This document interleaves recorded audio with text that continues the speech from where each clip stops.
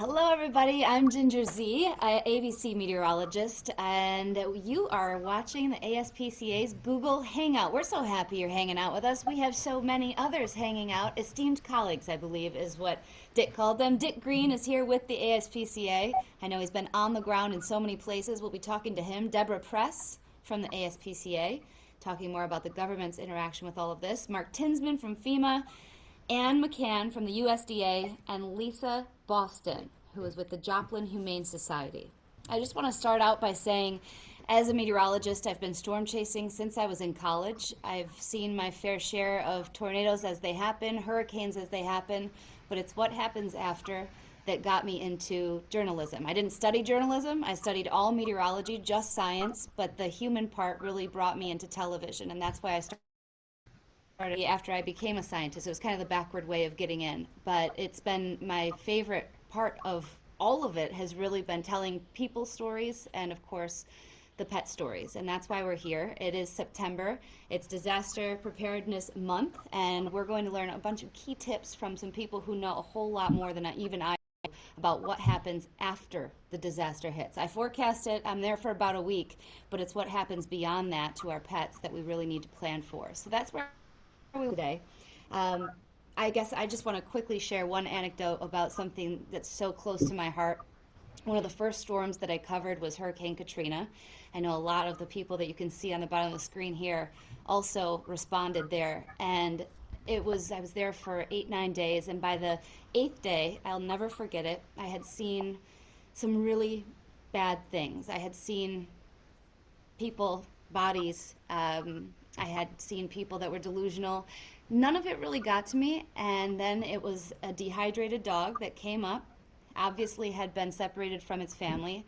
It passed out, and it died in front of me. And it Oh, was just one of those moments that I think I was breaking. It was by about just past a week of not eating much myself, certainly very dehydrated myself, but to watch, and we all know how we react differently to animals. I'm a dog and cat lover, all animal lover, and I will never forget that moment, and it was when I committed myself to saying there's something more to be done. So being here is very, very special to me, and I want to start with Dick because people don't think disaster is going to happen, and then it happens, and they don't think about themselves, let alone their pets. So what's one thing that right now someone could do when we have the unexpected or the expected? I mean, hurricanes, we know 10 days out, you can prepare for these things.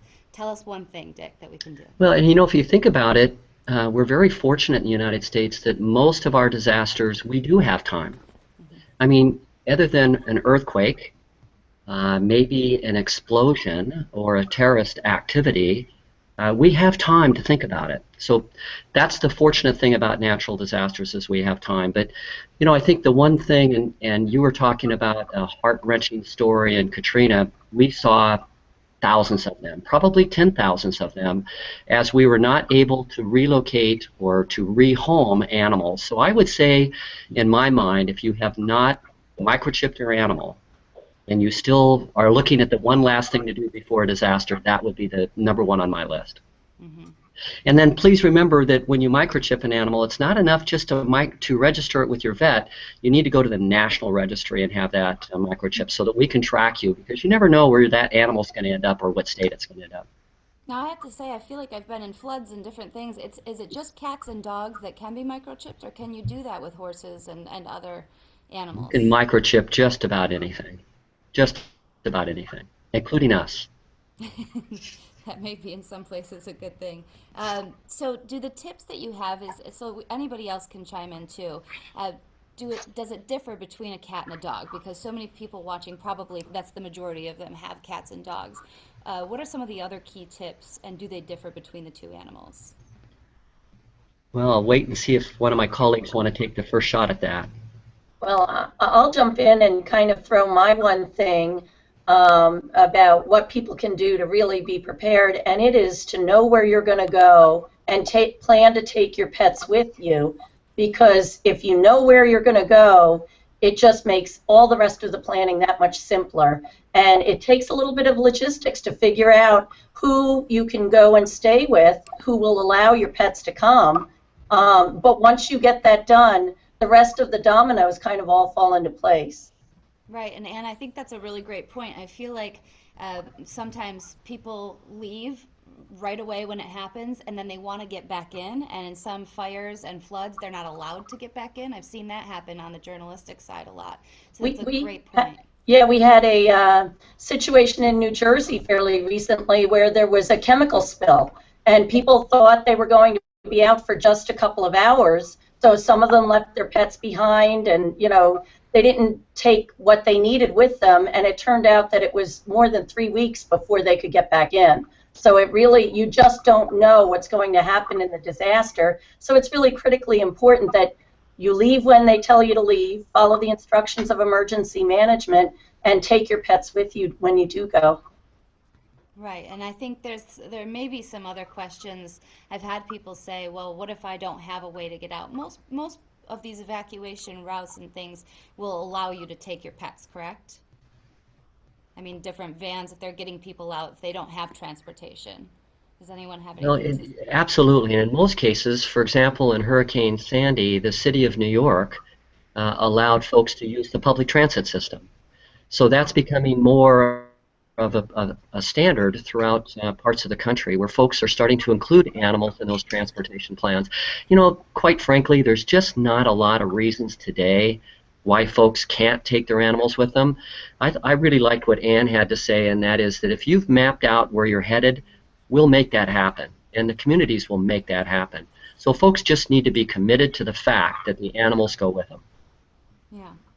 Do any of you have something to kind of tell us? I know that all natural disasters, we need to have these key tips in the back of our head and have the plan. But is there one natural disaster where it's more serious, the risk for pets? This is Mark. I actually think that your point about all natural disasters pose the risk. The challenge is if those pets are left at home alone, they can't survive without someone to tend to them. And so it doesn't matter if it's a single family fire or a hurricane, it's displacing you from your home. If you're going to be out of your home for even hours or a day, you should be planning to take those pets with you. And if you can't take them with you, if you're not there when the event occurs, having neighbors or friends or relatives who you've made prior plans with that they will go to your house and get your pets and evacuate them to their home so that you have sort of a buddy system. And that really leads to planning. There's no disaster that we plan for that doesn't have the potential to force people from their homes. Obviously, if their home is damaged, there could be physical harm to their animals that's unavoidable if they're not there at the time. But I really think it comes down to having that plan, as Ann talked about, where they're going to go, a buddy system, and having given significant prior consideration and making not only having a plan, but having a disaster kit that they're prepared to pick up at the time they take their animals and leave the house. Mark, that's a really good point, and it kind of goes back to Ginger's question about, is there a difference between dogs and cats? And I would say, with the dog, it's easy to throw a leash on a dog and pop your dog in the car if the dog's used to going in the car. With your cats, with large animals, with reptiles, with birds, you have to do a little bit more planning and have to have a way of securing those animals. Having a carrier for each animal is really critically important. And then the care needs of those other types of animals are going to be a little bit more substantial than traveling with your dog. And I think even getting out, if I can say, and we always go on television. I always tell people to have the helmet. You've got get in the basement, get in this area so that you can protect yourselves. Obviously, you bring your animal there with you, but when you're exiting from that safe space, often there's all the hazards that we know about. Obviously, there's debris everywhere. You can have a lot of nails sticking out, screws and all that type of thing. I guess that's something that we could prepare for too, because I'm thinking I've seen dogs and cats running through that post-tornado. I was in Moore this past year, and I was there very soon after, within an hour, and that's what I saw most of, were stray dogs running through the debris, and I can imagine that has to be a huge hazard too. How do we prepare for that? Well, again, if the pet is with you, then hopefully they're not running stray, and they never had the chance to get loose. If they are loose, you really have to know what hazards they're being exposed to. Floodwater is another one that's very dangerous and requires bathing afterwards to clean them up. Dick and Lysa, do you want to jump in on this? Well, I know that after the Joplin tornado, there were some concerns about the animals that had been out and about and what they were breathing in.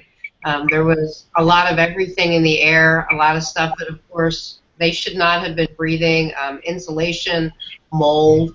So that was one of the concerns. I think the best thing to do, obviously, is to, as quickly and humanely as possible, get the animals contained and get them out of the environment. We saw the most injuries 24 to 48 hours post-tornado, but of course continued to see them come in because the tremendous amount of damage. I mean, there were metal shards, broken glass, everything. So the quicker that you can get local authorities in to get the animals collected and brought to one safe location, the more you can minimize the damage from the environment to the animals.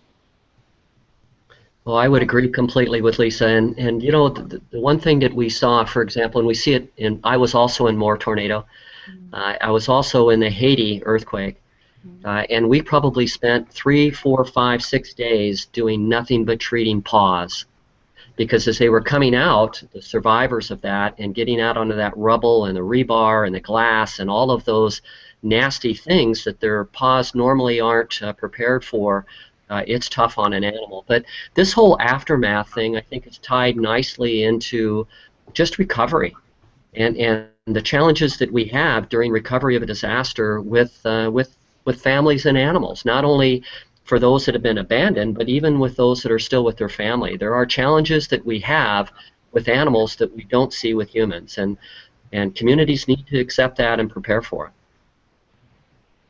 Yeah, I think one of the things we have seen in recovery is the needs of the animals almost start when the people are starting to look at where do they go next and how do they get back the kids back to school and start to. It's then that they find that they really may not be able to take their animals short term and may need some extra help from the community to be able to foster their pet or care for their pet until they're able to get someplace where they can have their animal back home with them. And you know, when the bottom falls out of your life, you really don't want to be faced with the added mini disaster of having to. So in order to build community resiliency, we need to look as a nation on how do we really support people when they're trying to rebuild their lives post-disaster.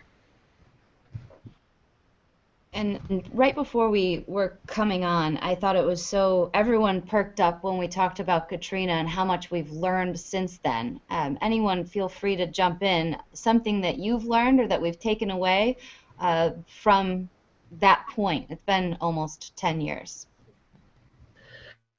You know, I was there for, I guess, 47 days.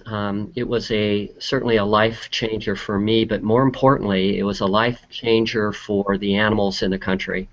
And interestingly, across the world, you know, I've had an incredible opportunity to chase just about every major disaster worldwide for the last 15 years. And even when I go to foreign countries, they talk about the lessons learned from Katrina. It thoroughly and completely changed the way that we respond to disasters today. And most importantly, what it did is it set this collaborative tone where the federal government and the states and the non-governmental groups all agreed that we're going to have to start doing a better job of collaborating, cooperating, and communicating if we're going to be able to deal with these large disasters. And Lysa can tell you about Joplin, and for the first time, we had this strong assistance from the federal government helping NGOs, and certainly we saw that in Sandy, where even in our own shelter, an ASPCA shelter, we had federal assets working for us on the veterinary side. So we have come so far, and literally tens, if not hundreds of thousands of animals have benefited from the lessons we learned in Katrina. Anyone else? I think everybody would agree that Hurricane Katrina focused the national consciousness on this issue in a way that it had never been done before. And for me, one of the lessons learned was the importance, mentioned it earlier, of chipping animals, having them identified. Chipping is a great way, but making sure that a tag is affixed to the collar if you can't afford to have chipping, tying into those community resources. And then it was that need for collaboration that Dick spoke to. I've had the good fortune to meet a lot of folks in the last 8 years working for FEMA who are both the government and our non-governmental partners.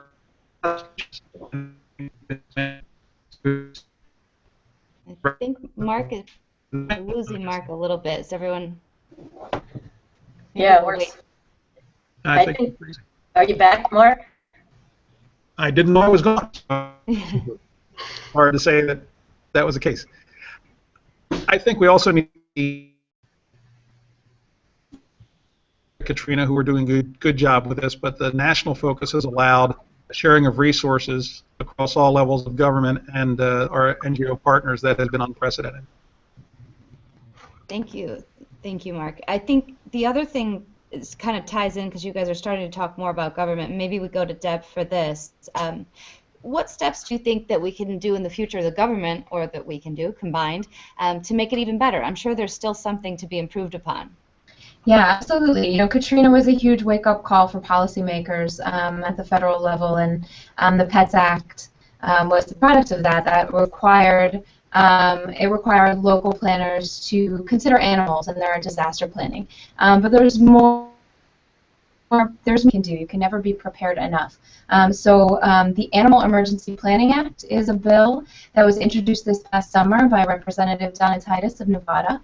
And all this bill does is require AWA, Animal Welfare Act licensees, to have a disaster plan on file with USDA. And it simply requires them to identify disasters that are likely to occur and to ensure that any staff is trained in that procedure and that they know what they're going to do if disaster strikes. And this is a great piece of legislation. And it wasn't even our idea; it was USDA's idea. It was, you know, within a week or so of being implemented, and it got held up. Congress perked up and they said, "This is a great idea. We want this to happen too." You know, we encourage anybody listening to tell the representative to support this bill. And they can do that by visiting our website and sending the representative a message. They can go to aspca.org/disaster bill, and they can send their representative a lovely message telling them that they support this. So ASPCA/disaster bill. Yes, aspca.org/disaster bill. Yep. Okay. You know, that brings up a good point that, yeah. That, you know, it really is, you know, if you have 1 or 2 animals in your home, planning is a little challenging but not insurmountable. If you care for a lot of animals because you're in an animal-related business, or you just happen to have a lot of animals in your home, you've got a lot of land and you've got some horses and maybe some small ruminants and all, you know, your planning gets much more complex. So it really is critically important that people who have multiple animals in their home really sit up and take notice and take some positive steps forward this month and really every month to get prepared and stay prepared, because you will have to plan when the disaster happens, but you won't have a lot of time to do it on the fly. It's much, much safer for the animals and for you to have thought these things out in advance and have a plan. Yeah, and the folks that are licensed under the Animal Welfare Act, you know, we're not talking about private pet owners. We're talking about zoos and research facilities and large-scale pet breeders.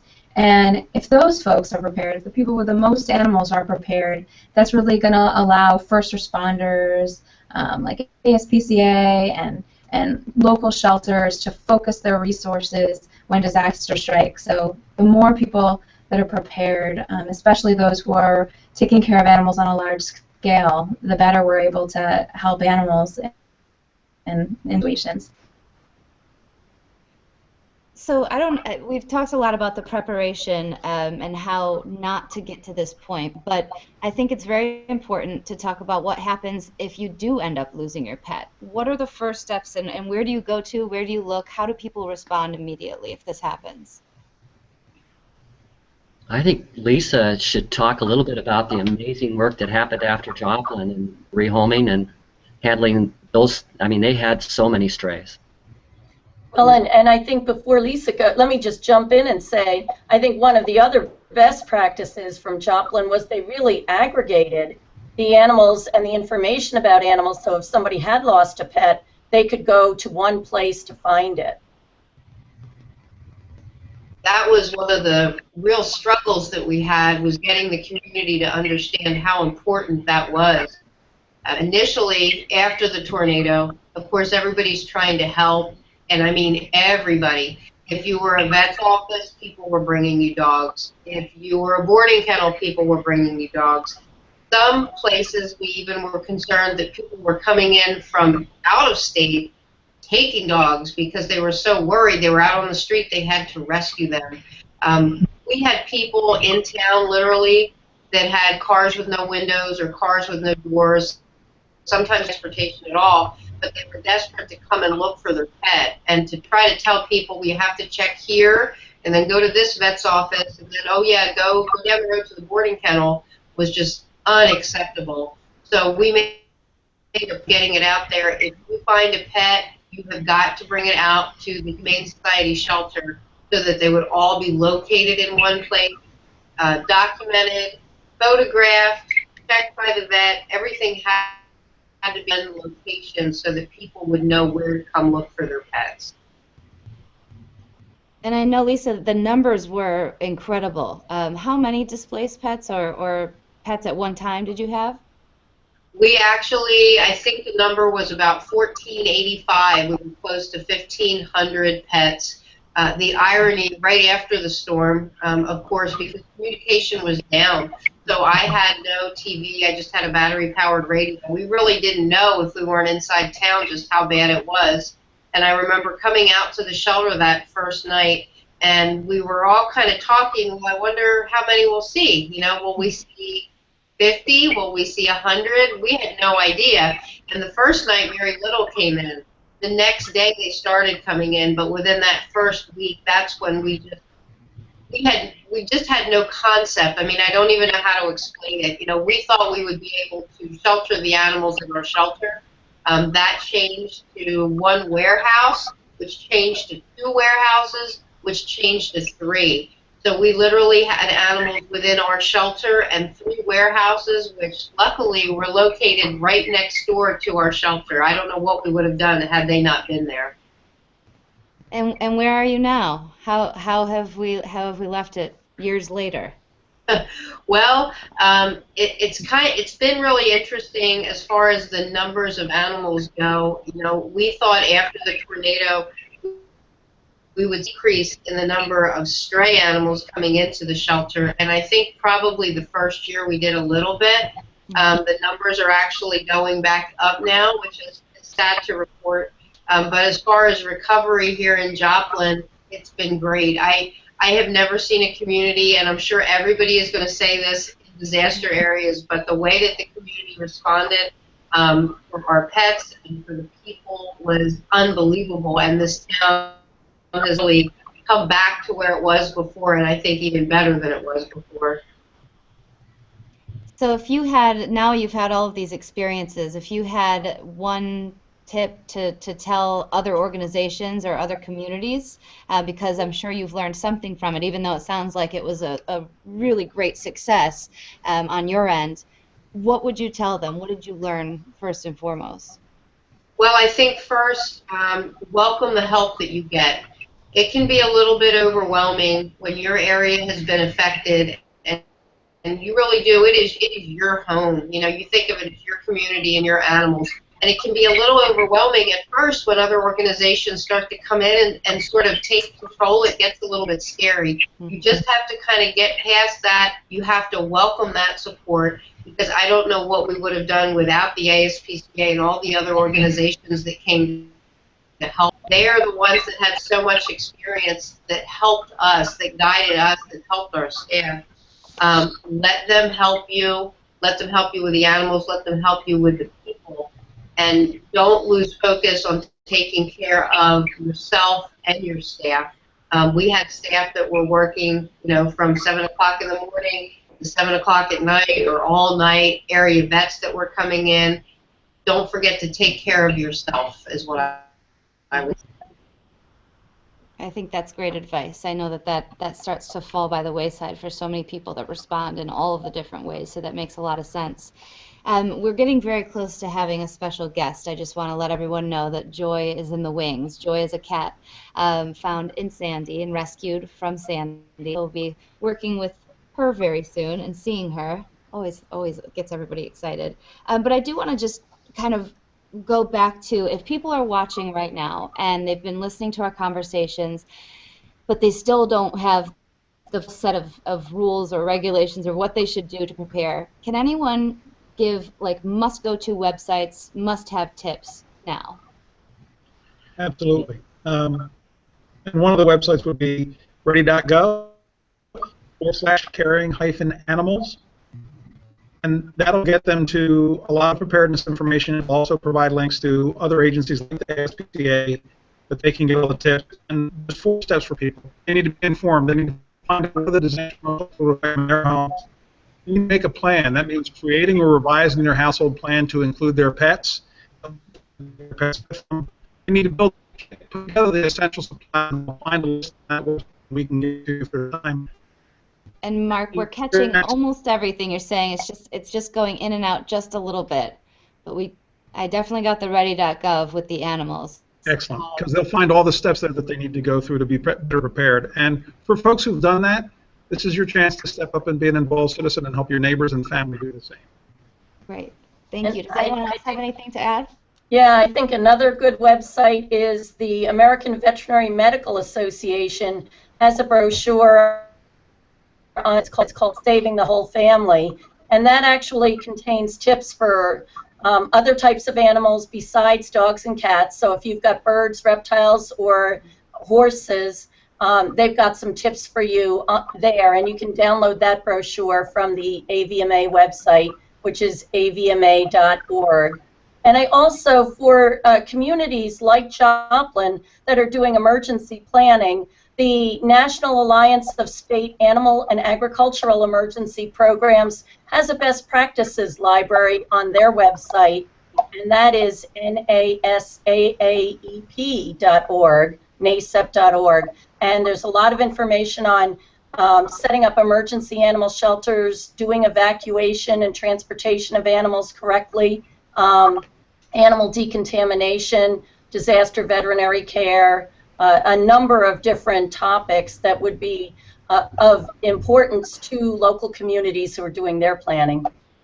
I think in addition to those 3, I just want to, of course, add the ASPCA's website because we've got so many great tips on there. And very recently, we rolled out a new application for your iPhone or Android that will allow you to enter all of the data about your animals and have that on your, what I fondly refer to as my shoe phone, a little older than the rest of the folks, but it will allow me then to put in a photo of my animal, all of my veterinary information, even my disposition of the animal, so that if we ever are in a disaster and I'm trying to find my animal and trying to be rehomed with my animal, that is a great, great tool. It even has steps in there to take if you lose your animal. So hopefully your folks will visit our website, check out our new application. I think you'll find it a great first step in disaster preparedness. And many of the people hopefully found us to watch tonight while we're going to the app. I do want to tell Rob and Joy that we're ready whenever you guys want to come on over. So we're going to get them all prepared and have them come in. I think this will be a really special addition to anybody watching. And one more story that I can share, and I'm sure many of them, but when I was in the fires in Colorado a couple years ago, it was really something to see families evacuated by large helicopters. Those government helicopters would come in, and you'd see them with the crates, with the dogs, and everyone just making their way out. And it was such a brilliant moment to know that they had a place to go. They were already out of harm's way. And I want to thank everybody here on the panel, because I know all of you have done a lot of work to make something like that happen. I think that's really one of the big sea changes from Katrina to today, is that there really is the expectation that people will evacuate with their animals, and those provisions are being made in communities all around the country, and making it easy for people to get out of harm's way. It is. And I'm sorry, there we go. Anne, did you have, that was Anne, but Deborah, Yes. is there anything else that you wanted to add? I know we didn't talk very much about, we talked about something else that we needed to get in that maybe people could be helping with at this point. Absolutely, yeah. Since everybody else was dropping URLs, I thought I'd drop one more. I mentioned ASPCA.org /disaster bill, but if you're interested in other ways that you can protect animals and that you can send messages to policymakers, to your representatives at the state or federal level, we encourage you to join the ASPCA Advocacy Brigade, and you can do that at aspca.org /join brigade. And by signing up there, you can receive emails and letters about important legislative and regulatory issues that impact animals. And it can be localized, so you receive messages that affect your state and your district. So I encourage everybody listening to sign up.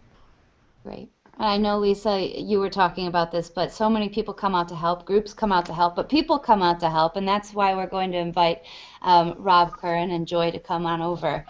You know, I think people respond immediately. Whenever we have, certainly any television station that I've worked with, when we have an animal on, especially if they are rescued from a disaster, adoption happens quickly. At what point does that happen? Can anyone from ASPCA speak that, Dick? Well, we encourage, and it depends on the scale. During Katrina, we asked states to hold on, or rescue groups to hold on to those animals for 60 days. That's, in many communities, that's too long to ask them to hold on. But we did that because we had so many animals moving out of state. You know, the best estimate for Katrina is between 7,500 and 10,000 animals were displaced, and probably maybe 25 to 40 were rehomed. So because of the special circumstances with Katrina, we asked states to hold on for 60 days, and communities to hold on. Today, most holding periods are 3 to 5 days, and we asked that they at least consider 30 days on a major disaster before they start to hold major adoption events. For a large part of the Sandy relief, can you share anything that you learned from that storm specifically? Oh, I have so many great stories. Are you asking me? I'm sorry. Yes. You broke up. Oh my God. Dick. I Yes. think probably my favorite story about Sandy, and I'm looking right now at Mark and Anne. We were able to request a federal veterinary team to come in and support our shelter. First time in our history that we had federal groups working under the same command structure as the non-governmental groups, and it went flawlessly. Absolutely flawlessly. So in addition to all of the various groups within New York City and within the state, we also had our federal partners all working under one structure, and it was just exciting. And I think that template is really going to carry us forward from here on in. Rob Rob Curran's coming in, so thank you so much. Come on over. Okay. That's why I wanted to tell you a story about Sandy. We'll move the chair on in. Okay. It's got to angle a little bit here. You put that right behind him, and that foot goes right on the red foot there. Pull that up. How's that? Is that okay? I think so. You guys got us both in here. So this is Joy. This is Rob. I can't promise she's not going to be a little shy and joke out. It's a lot of lights. It's a lot of lights. Yeah. But she's been through enough. She's making her debut. I think she's been through enough to know that she's going to be okay here. Yeah. Can you just tell us both of your stories? Sure. So I lived in Rockaway Park, Rockaway Beach, Queens, and that area, we're right between Jamaica Bay and the Atlantic Ocean. And my building, or the property that we had, took out about 15 feet of water, so we lost everything. So our family business, 50 or 60 years, was completely underwater, and the generators, all the electricity, everything was lost. So my brother, who I'd lived with at the time, we had evacuated, but when we came back the following day, everything was gone. The whole town was gone. The block across the street from us had burned down to the ground, so we had to move on. So I moved out to Brooklyn. And about a year later or so we're coming up on another year for me and Joy, I was watching TV one night, and they said there's this little cat who's the last survivor and the last one left around from Sandy, and they showed her picture. And I made a couple of phone calls, and I said, she needs the home, and I needed a home after Sandy as well. And a couple of days later, I was in contact with ASPCA, and I took her home. How much? I mean, it's almost been 2 years. I can hear you even quiver Yeah, a little when you talk about it. It's a lot to talk about. It's, yeah. My parents had worked for their whole lives in the business that supported us and got us through school, and my two brothers and my sister. And we only have a couple of the things that were on the wall left. And it's still hard. And to have joy has to be... Joy's the whole second part of this whole event. I looked, and I couldn't believe that nobody would have adopted her. She was really, really special. It's just a gentle little cat, and has really opened up a whole part of my life. So it's a really nice ending. There's a second part of the story, and I don't know how many people are aware, but my sister is a veterinary technician, and she came and helped build the facility in Brooklyn where Joy was turned into. Which I only found out afterwards, after I'd gone through the process with her. And so she wasn't the one who actually received Joy, but it was a little circle, and sort of something was complete to the story. That my sister came up and was part of the team that helped actually get the facility that found Joy. And then I went and later on and adopted her. So it's a little complete thing. Is it wild to think that 2 years ago today, say, it had not happened yet, to know where you would be today? Yeah, it's a complete turnaround, and Joy was my first pet that I have, as an adult. I'd grown up with dogs and cats, and I was a little bit unsure about what to do. And just looking at the TV and watching her one night, I said, she needs a home. Everyone needs a little bit of a hand after the incident that happened, and I had some family, and I had some friends who helped me out and put me in a bed for a couple of days while we got straightened out, and I had some resources, and she didn't really have any resources, so somebody needed to give her a hand.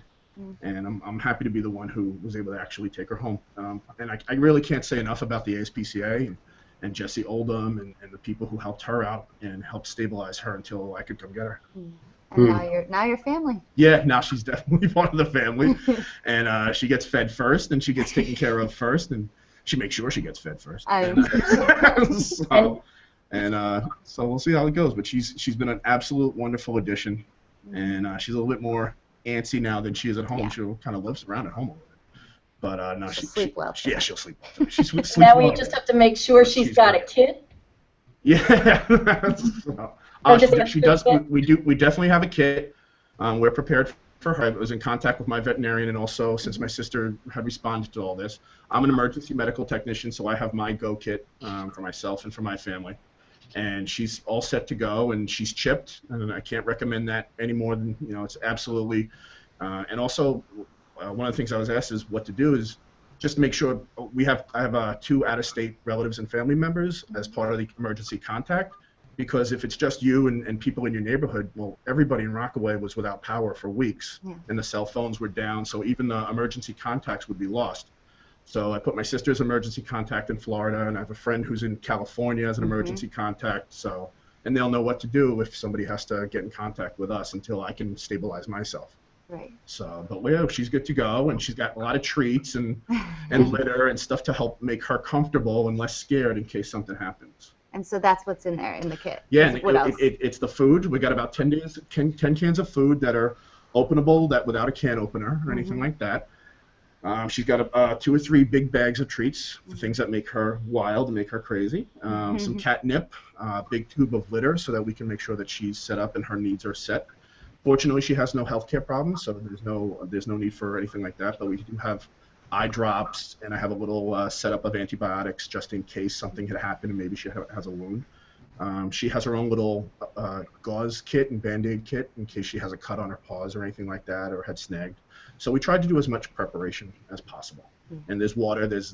We have a gallon of water that we take with us, and sort of like a little Boy Scout can on can. So she has water, and she has her treats, and she has her food, and she's all set to go. You've got a carrier for her too, right? Say that again, Ann? I said a carrier to transport her. A carrier. Yeah, we have a carrier, and I also have a couple of pillowcases, and the vet had told me that in case of emergency, a pillowcase is probably one of the best things, especially if it's depending on what scaled thing, and we might not be able to go with the carrier. It's kind of bulky. So yeah, we have a couple pillowcases, and a little flexible carrier, and then the rigid carrier. And so everything else is pretty set to go. It was a long conversation, especially understanding what she'd been through and what my family had been through about what to do in case some of this stuff happens again. Sorry. But preparation's the biggest key. I mean, if they tell us that something's going to come in an hour, a tornado or something like that, there's no time to get all the stuff together. So it's got to be ready to go. And preach that to everybody I know and to all my friends, and hopefully they're ready to go with themselves and their pets. Does anyone else have anything quickly to add? Obviously, we're very happy this made us. Thank you. I love seeing joy. Yeah, Anything what a before we great. wrap up here? Yeah, he just went down all of our great bullet points on our website. So congratulations on being prepared. The only thing that I would add is maybe on that carrier, I would probably have a sleeve, and in the sleeve, I would have all of those key documents, the vaccination records, the medical records. I'd even have a photograph in there as well. A lot of folks now are even putting that in digital form and having actually like I USB stuff to myself, so it would be available for anybody in case I'm unable to get electronically or in case I don't have any electrical access. So a really valuable point, and that's one of the things people think. I can always go back later, or I can go back to the house, or we'll have a lot of time. And as the case was, we didn't go, when we went back to the house, everything was gone. And it was, we don't have ID, we don't have proof that the house ever existed. The deeds, everything was all washed away. So we got to keep up to date with her, and especially on pets. I encourage people to have consultations with the veterinarians about pets who have diabetes. So insulin's a little bit more special than just regular pills, and things like that. But thankfully, she's really healthy so far and really happy. So we need to worry about her basics. Yeah, I was going to say one other point, and being an EMT, you probably already are doing this, that, maybe every 6 months when you change the batteries in your smoke detector, go back through that kit, make sure everything's fresh, that the vaccination records are up to date, the food bag hasn't expired, that everything in the kit is still good and ready to go if you have to go quickly. Absolutely.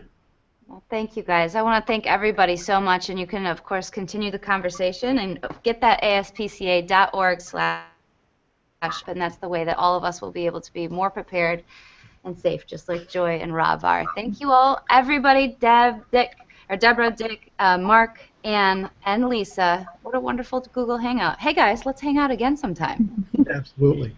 Thank Rob, you. thanks for all you're doing for Joy and being a champion in your community. It's my pleasure. She's done so much for me. All right. Thank you, everybody, so much for joining us on September Disaster Preparedness Month. Take care. Thank you.